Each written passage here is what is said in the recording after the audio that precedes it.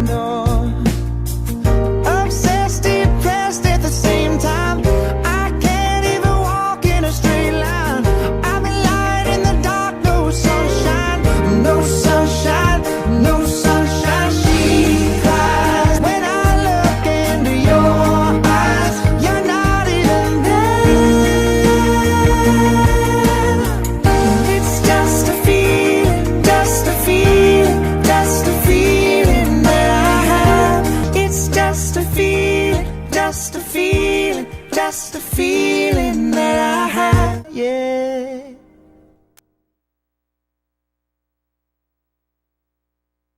Would you go to help someone? Would you go to the end of your driveway? Would you cross a street? Would you cross an ocean? Would you go if you could use your knowledge to teach someone? And in the process, maybe learn something yourself. Life is calling. How far will you go? Peace Corps.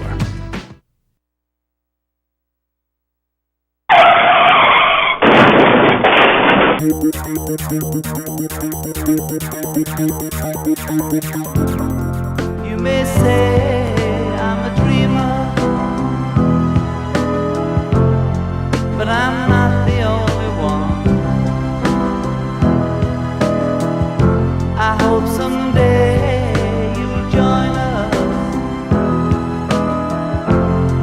and the world will be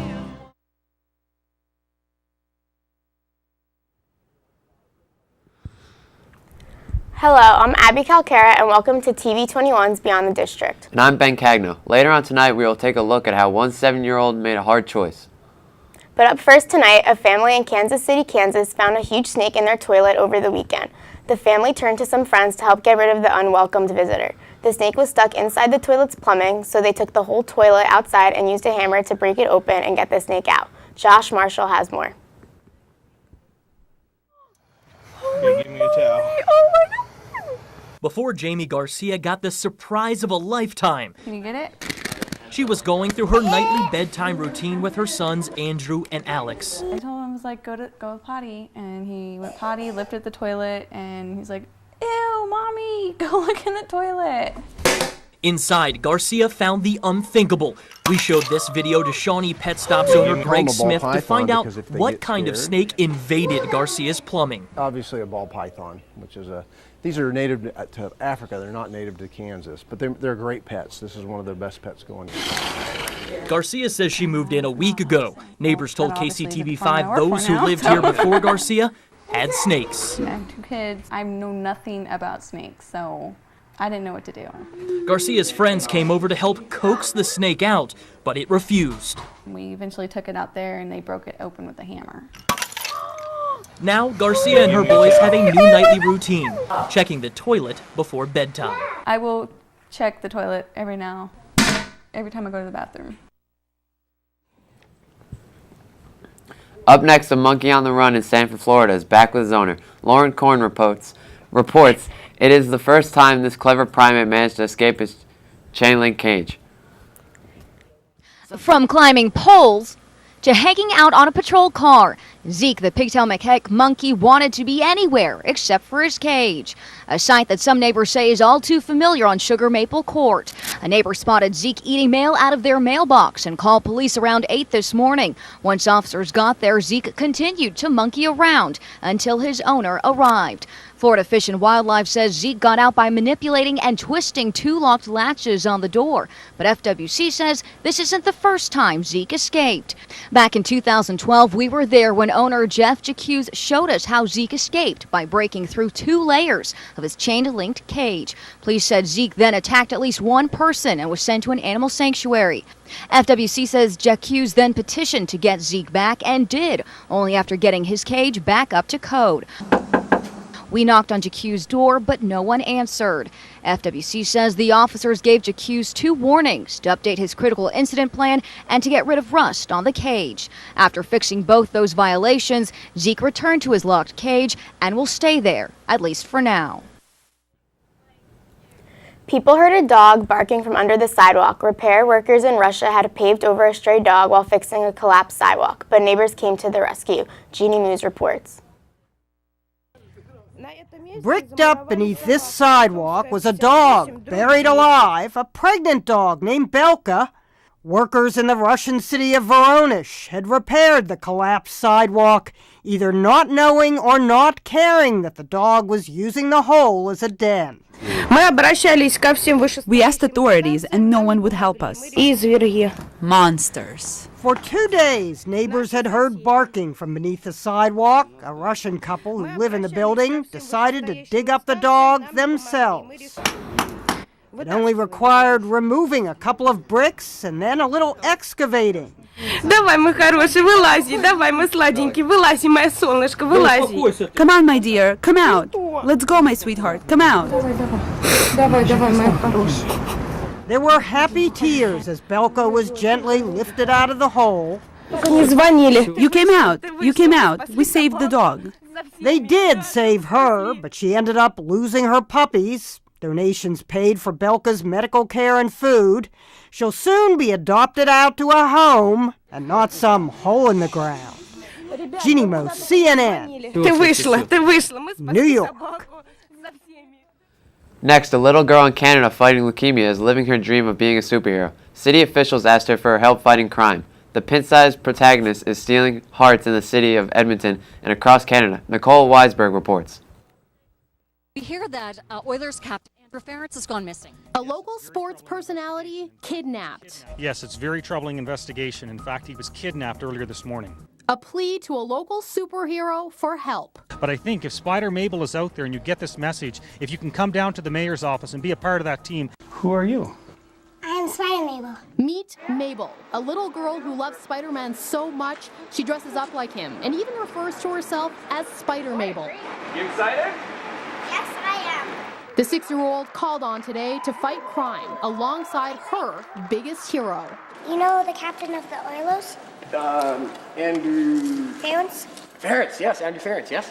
He's gotten kidnapped. According to what I've been told, she's pretty good with her radioactive blood superpower, so I figured she might need some superhero help. Mabel's dream made possible thanks to the Children's Wish Foundation. When she's not battling evil villains, the 6-year-old is battling leukemia. Therefore, I, Mayor Don Iveson, do hereby give Spider Mabel full access and freedom to Edmonton, Alberta's capital city, in her quest to capture this villain and find our beloved Oilers captain. Good luck to you, Spider Mabel. You too.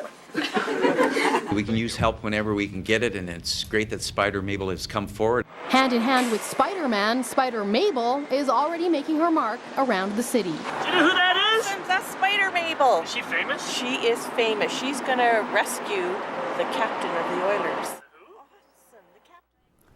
Now we are going to take a short break, but coming up we have a look at how a 5-year-old is taking pictures that are going viral. And we also take a look at how one mother moose is making her presence felt. Stick around, we'll be right back.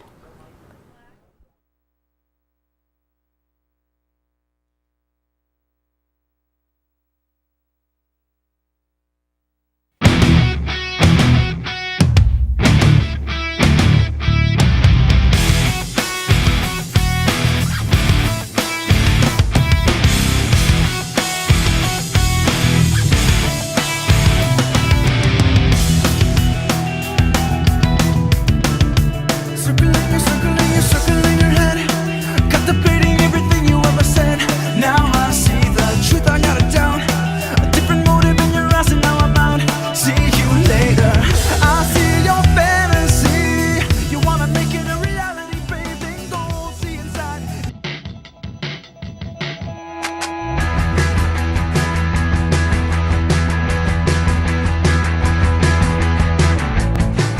Do you have ID? Yep. Oh, okay, thanks.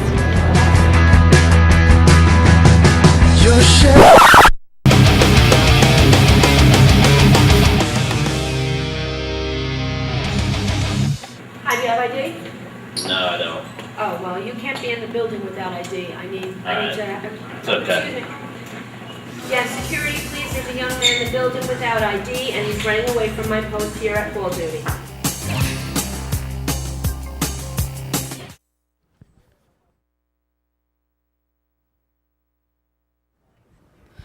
Welcome back. It's a photo that went viral. A 5-year-old girl buying Kentucky State Troopers ice cream shortly after they attended the funeral of a fallen colleague. Now 2 of these troopers are surprising the girl, Elizabeth Woosley reports. Big word. Remember us? 5-year-old Isabella Gregory hasn't seen these Kentucky State Troopers since the day they buried their colleague, Trooper Joseph Ponder. Give me a hug. It's good to see you again. A chance encounter at McDonald's after an emotional funeral now binds them together. They were eating their food. And I got them ice cream. Why did you get them ice cream? Because like friends. Isabella used her allowance money to buy all the officers in the restaurant ice cream sundaes. Her gesture just means the world to us. Her allowance money, who knows how long it took her to gather that much money. Her simple act of kindness captured in this picture went viral. Because of the day that we just had, I mean, it's almost a tearjerker. I kept my composure, but it's one of those things, it makes us realize why we do what we do. I put this post up on Facebook after we took this picture with Isabella. I only assumed that, you know, my close family and friends that I'm friends with on Facebook would just maybe, we can just be sharing a little bit of the encouragement that, you know, that we had received. But it's been shared thousands of times, and now they're surprising her, driving 3 hours to treat her to her favorite restaurant in style. The tragic loss of a trooper. He was a great man. Just one of the best guys you could have around. Leads to a small gesture of kindness and a hopeful future. I'm going to be a policeman when I grow up. It's really turned into a real positive story, and that's I think that's something we really need these days. And we really appreciate her big heart and her great kindness that she showed us. Up next, a mother moose and her 2 calves have taken up residence in the middle of Vail, Colorado, and now some are concerned the city may get rid of the animals. Matt Kroschel reports. A mother and her 2 calves, some of the most famous residents in Vail these days, recently captured on this parking garage security camera hanging out. Everyone I've met, whether they're eating their trees or walking on their lawn, they love the moose. And a construction worker saw the famous trio too. So news late Thursday of an unexpected online petition spread quickly. It hinted that the city officials here were in the process of removing and destroying the moose. Outrage turned to anger online. So I saw somebody brought the petition to my attention late yesterday. So we wanted to make sure we got the correct information out there. Vail city leaders took to their own social media accounts to help calm the fears of many. We're not sure how that got out there, but our procedure for dealing with wildlife moose, as we just let them do what they're going to do. At last check, the Change.org petition had more than 1,000 supporters and was still active online. Police say the moose are here to stay, and that is something most everyone we talk to agrees is a good thing. Now a 7-year-old Massachusetts boy found thousands of dollars, but he did not hold on to it. He made sure he returned it to his owner. Paul Burton has more on this boy who did not just learn the golden rule, but he put it into action. You found $8,000? Yeah. Have you ever seen $8,000? I just did today. 7-year-old Aiden Wright has always been taught to do the right thing, but his character was tested on Saturday when he found $8,000 at this park in Salem. I ran up the slide, and at the top I looked in the corner, and there was like this black checkbook, and I and I opened it up, and I saw $8,000 in it, and then I brought it down to my uncle. Took it back to my truck, and I counted it out, and it was $8,000. While some probably would hesitate, Aiden and his uncle did not. They immediately turned it into police. Turns out the money belongs to Elias Santos, a hard-working contractor who had just got paid. Well, I was so grateful, because you don't have people like this no more. Elias says he had the money in his pocket as he was playing with his kids here in the park. And as he came down the slide, it accidentally fell out. But he didn't even know it was gone. When the police called me, I was kind of surprised. Officer O'Leary asked him if he missed anything, if he got robbed. And then he fished his pocket immediately. And he said, "I missed $8,000. He was so happy that he gave me this. To thank Aiden for his honesty, Elias gave him $100. You're being called a hero, you know that? What do you think about that? Cool. He's been taught from day one how to do the right thing, and this just shows that the lessons have been learned, and I'm so proud. What is the golden rule, Aiden? Golden rule. Treat other people you want the way you want to be treated. A lesson we all need to learn. It is now time for another break. Coming up later in the show, we will take a look at how 11-year-old learned a life lesson in a car. Beyond the District will be right back. My name's Emily, and in 7 years, I'll be an alcoholic. Hi. I'll start drinking in 8th grade, but my parents won't really notice because I'll do okay in school and everything will seem okay, but everything won't be okay. Kids who drink before age 15 are 5 times more likely to have alcohol problems when they're adults. So start talking before they start drinking. Mini bar's right over there. Phone if you need to use it. Bed. And what is that? Oh, that's a double chin. The guy who checked out must have lost it just snacking on fruits and vegetables. Have a good stay.